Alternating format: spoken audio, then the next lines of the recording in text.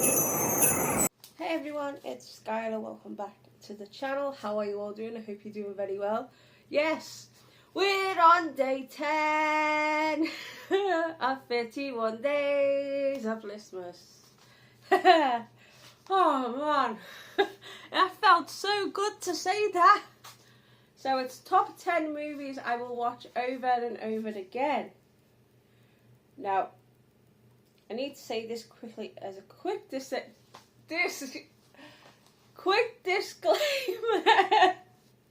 Right, a couple on this list, I have more than one. Bearing in mind, this is a list you can't do down to 10, especially for me. So yeah, here's my list for top 10 movies I will watch over and over again. We will start with number 10 from 1987, and it stars Cynthia Rhodes. Yep, Cynthia Rhodes, Jennifer Grey, and Patrick Swayze. What is it? The one off Law and Order. He's the dad in it as well. So yeah, I've forgotten his name. Yeah, but anyway, of course I'm on about Dirty Dancing.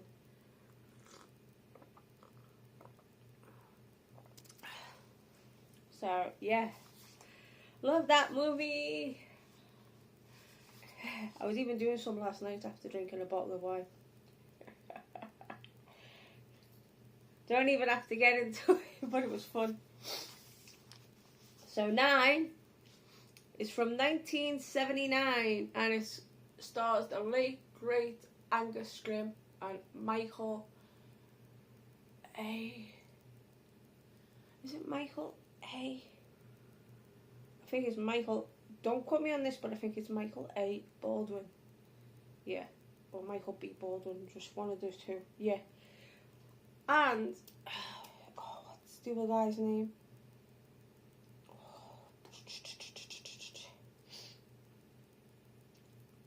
Or does he come in the second one? Well, anyway, I'm on about 1979 Phantasm.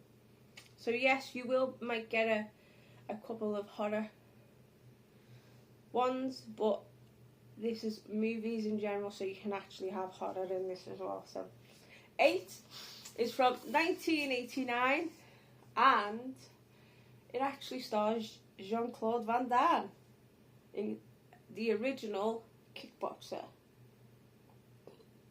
So 7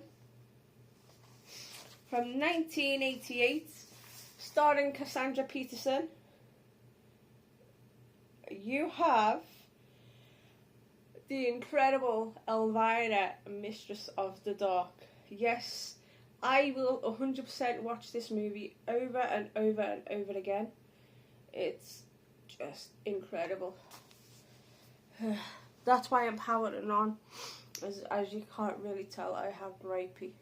I have flu. So, yeah.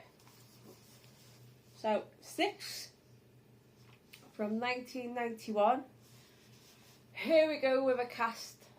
Right. Angelica Houston, Raul Julia, Christopher Lloyd, Christina Ricci. Yes, I am, of course, on about the Addams Family. Yep. That Addams Family. Yeah. The one from 91. Not the animation one. As I do like the animation one. I think it's fun. I like the Netflix TV series Wednesday. But nothing to me compares to the 1991 movie, The Addams Family. So 5. We're halfway there. We have 2 on my list. First of all, 1988, starring Roddy Piper as a character called Sam Hell. Yeah, Sam Hell. And of course I'm on about Hell Comes to Frogtown. This synopsis for this story is bonkers, but it works. And it's about Roddy Piper's Sam Hell. he has something in him, and he's the most fertile man in the world apparently, and he goes to Frogtown to escape, and he goes to try and rescue somebody, and then after he goes and rescues somebody, his reward is to have sex with other ladies and get them all pregnant. That's how more bonkers can you do that? Yes, it's got Piper shooting at some frogs, evil frogs, and then one of the women doing a snake dance, and oh, it's crazy, but it's so funny. Yeah. Yeah, that would be something like a certain somebody's ideal movie if he could impregnate the entire world. So yeah. Also at number 5, from 1978, stars Barbara Magnafoli. I've butchered Magnafini or I've butchered that last name, so sorry. Yeah, that amazing lady who happens to be one of my favourite actresses of all time, and I even butchered her name. I'm so sorry. And I'm on about the Sisters of Ursula. Yes, I've already done a review for this on my channel, and I absolutely enjoyed doing it. And then the lead character, who I've just said her name and butchered her last name wrong, actually made a comment on my channel about the story, and it just blew my mind how this woman has watched my review and she's commented. It just blew my mind. So yeah, number 4, also from 1978, happens to be my favourite giallo of all time, and it's on my list, and it's The Bloodstained Shadow. So yeah, I know Gripey's whipping through me. So 3, we got 2 again. First of all, we'll do 2018 with Luz, Spanish supernatural horror. I say supernatural slash psychological horror. The dream sequences for this movie is unreal. Takes you about flashbacks and everything, and it's all set. She just delivers, goes to like the reception, delivers something, then goes to another room. And then this is how all these dream sequences and the flashbacks are going on. You've got to watch it at least 2 or 3 times to understand the movie. But I got it on the second time, and it just blew me away. So also number 3, 1984. Get ready for the cast. Linda Blair, Linnea Quigley, John Vernon.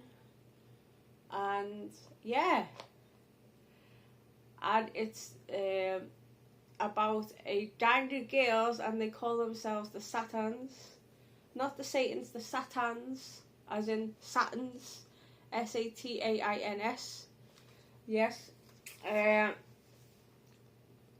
and basically they see a rival gang's car, and they basically take that car for like a bit of a joyride, and then the leader of the other gang said, "You'll pay for this, you'll pay for this, you'll pay for this," blah blah blah. This is where it gets a little bit disturbing but interesting. I don't like it for this part, but I like it for the after part. So, Linnea Quigley's character is deaf-mute in this movie, and plays that so well. She goes and meets her sister, But meanwhile, in the showers, the sister and another girl called Candy are having a fight over a guy that Linda Blair's character doesn't like. She thinks he's a total asshole. So while this is all going on in the showers, fighting and all that, the other gang members somehow come into the school and they see Linnea Quigley, a character, alone, and she's like doing the sign like, I'm waiting for my sister. And then one of the other guys went like, basically done like a rude gesture and was like, he kisses her. And she's like, don't like that. And then he kisses again, she's like, okay. But then she starts to get frightened, so she runs away. And then all the doors get locked, and then she gets dragged into the bathroom. And then,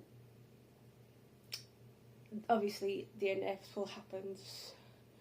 And I think there's like 4 or 5 of them, but they beat her so bad. She's ended up... and then one of the other girls sees what's happened and shouts, Brenda, Brenda, Brenda, because that's the sister.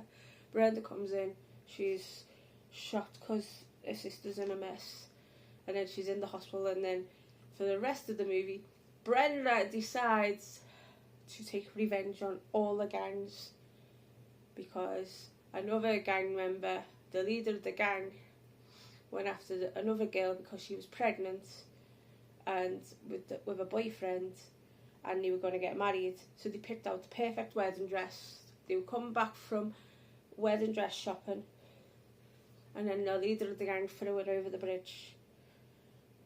And then I will say Brenda, which is Linda Blair's character, basically just takes rape revenge to a new level. Let's just say that. And the ending, because we didn't know, she's an excellent archery player, so she's got the good old bow and arrow. And that's all I'll say. I'm just going to keep it at that.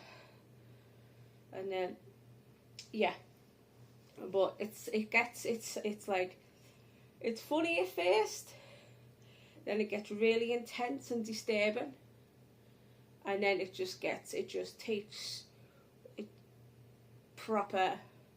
It's like action, revenge, yeah, and that's why I love it. And that's 1984's Savage Streets. Yeah, finally I got it all out. So 2012 stars Luke Evans, Tyrus in No One Lives. Everybody knows I go on about this movie like nobody's business. It's not just for the kills and everything. It's how Luke Evans' character Driver, he literally embodies a villain in this. And I will just say, Ryuhi Kitamura just shot this stunning. And all I'll just say is, see each one of the kills and then just see the ending. And that's all I'm going to say. So, number 1, top of the shop, there's actually 3 movies on this list. This is why I couldn't do a top 10 list. I could have done a top 15. But that's not what we're doing. We're doing top 10 lists. So I had to add it 2 for 1, 2 for 5, 2 for 3, and 3 for 1. Of course, we're going to start with a movie that stars Michelle Sovey as the villain, and she plays a trans woman. He plays a trans woman. So good. I'm on about 1983's A Blade in the Dark, and the music, the score is phenomenal. It's one of the best music scores I've ever heard. Second on my list, 2014, Iranian movie. Well, it's an Iranian vampire movie, shot in black and white. A girl walks alone at night. It is stunning how she walks all in black with a hijab, and it's so beautifully shot and beautifully presented. The movie, it's just stunning. And I know people go on, oh, we don't like black and white movies, blah blah blah. If you see this movie, it will change your mind forever about black and white movies. And of course, number one, I can't forget about it. 1978. Yes, probably my favourite year for movies. And it stars, oh, what's his name? There's Randy Quaid. It's directed by Alan Parker.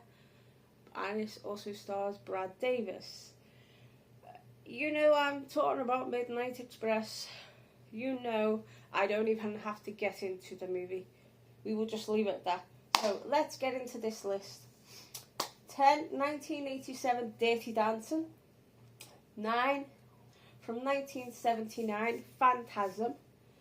8, from 1989, Kickboxer. 7, 1988, Elvira, Mistress of the Dark. 6, 1991, The Addams Family. Boop, boop. 5, first of all, 1978, The Sisters of Esala. And then 10 years later, from 1988, it's Hell Comes to Frogtown. 4, from 1978, The Bloodstained Shadow. 3, from 2018, Luz, and also from 1984 is Savage Streets. 2, from 2012, No One Lives. Number 1, first of all, the year I was born, 1983, A Blade in the Dark. Second, 1978, A Midnight Express. And last but not least, 2014's A Girl Walked Alone at Night. And that is my top 10 movies I will watch over and over again. Whew.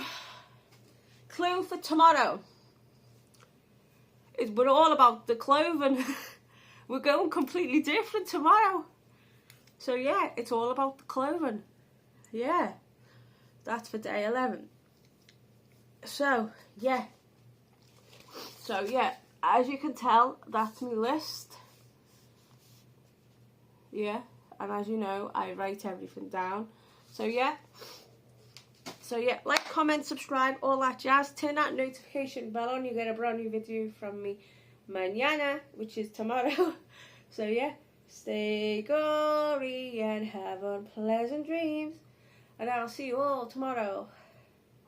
Ciao, ciao, bye.